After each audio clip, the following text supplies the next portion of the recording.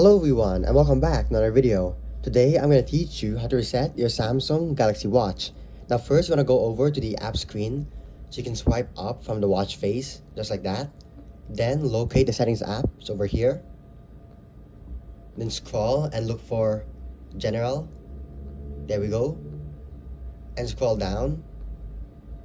Then tap on reset. Now I'm going to press reset. And just like that, you can reset your Samsung Watch.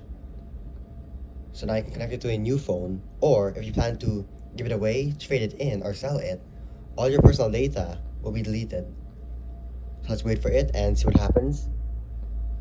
After the reset, we should go back to the setup screen. Okay. There we go. It says welcome. So we're back on the setup screen.